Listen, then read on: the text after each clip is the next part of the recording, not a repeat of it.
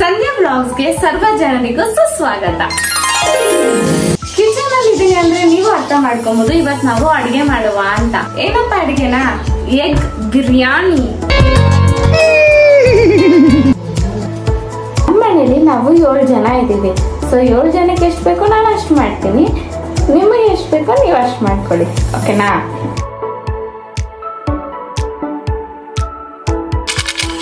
ಯಾವಾಗ ಪುಟ್ಗೌರಿ ಸೀರಿಯಲ್ ಮದ್ವೆ ನೋಡ್ತಾ ಅಳ್ತಿದ್ದೆ ಈ ತರ. ಇದನ್ನ ಕಟ್ ಮಾಡಿ ಈ ತರ ಅಳ್ತೀನಿ ಅಂತ ಗೊತ್ತಿದ್ರೆ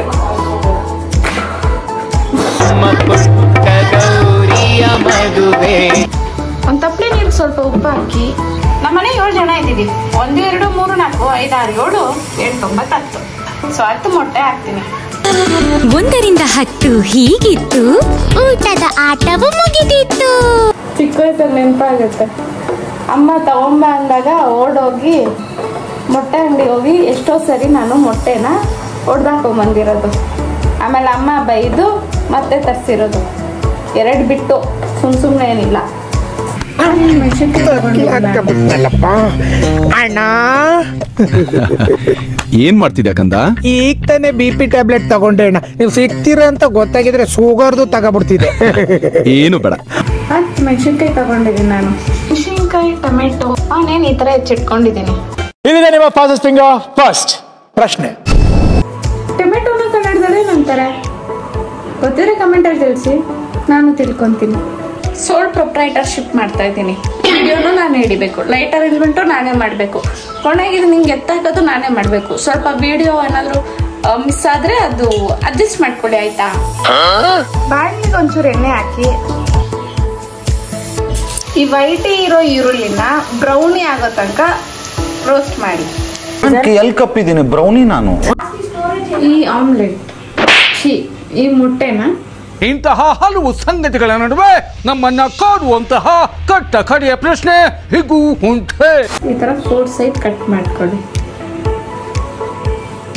ಬಿಕಾಸ್ ಮೊಟ್ಟೆ ಸಪ್ಪೆ ಹೊಡಿಬಾರ್ದಲ್ಲ ತಿನ್ಬೇಕಾದ್ರೆ ಬಿರಿಯಾನಿ ಜೊತೆ. ಮಿಕ್ಕಿದ ಮೊಟ್ಟೆನ ಈ ತರ ಕಟ್ ಮಾಡಿಟ್ಕೊಳ್ಳಿ.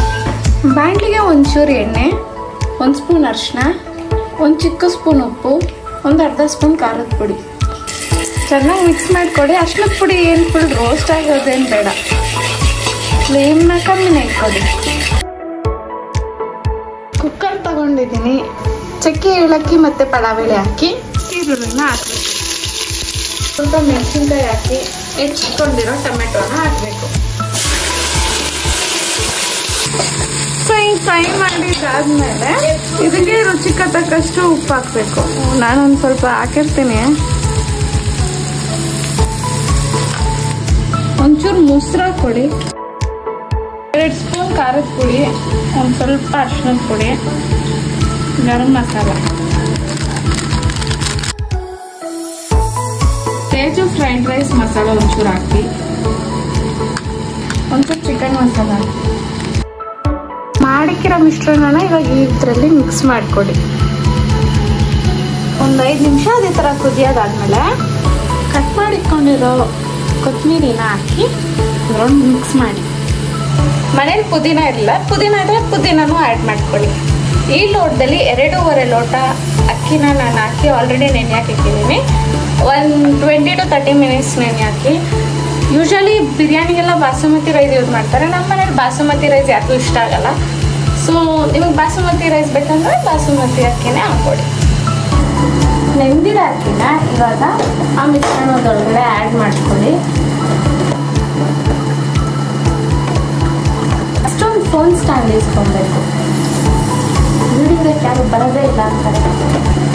ಒಬ್ಬಳೆ ಕಷ್ಟಪಡ್ತಿದ್ರು ನಮ್ಮ ಮನೇಲಿ ಅಯ್ಯೋ ಅನ್ನೋರೇ ಇಲ್ಲ. ಇದೊಂದು ಜನ್ಮವೇ, ಎಂತಹ ದುರ್ವಿಧಿ, ಇದೆಂತಹ ದುರ್ವಿಧಿ.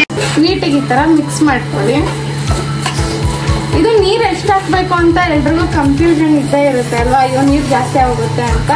ನನಗೆ ನಮ್ಮ ತಾತ ಫಸ್ಟ್ ಅಡಿಗೆ ಹೇಳ್ಕೊಟ್ಟಿದ್ದು, ಅವ್ರು ಹೇಳ್ಕೊಟ್ಟಿದ್ದು 1 ಲೋಟ ಅಕ್ಕಿಗೆ 2 ಲೋಟ ನೀರು ಹಾಕಬೇಕು ಅಂತ. ನಾನು 2.5 ಲೋಟ ಅಕ್ಕಿ ಹಾಕಿದ್ದೀನಿ.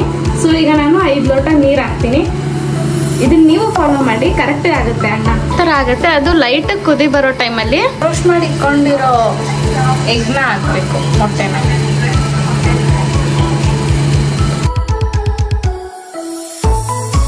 ರೋಸ್ಟ್ ಮಾಡಿ ಇಟ್ಕೊಂಡಂತಹ ಈರುಳ್ಳಿನ ಮತ್ತೆ ಇದಕ್ಕೆ ಮೇಲ್ಮೇಲೆ ಹಾಕಿ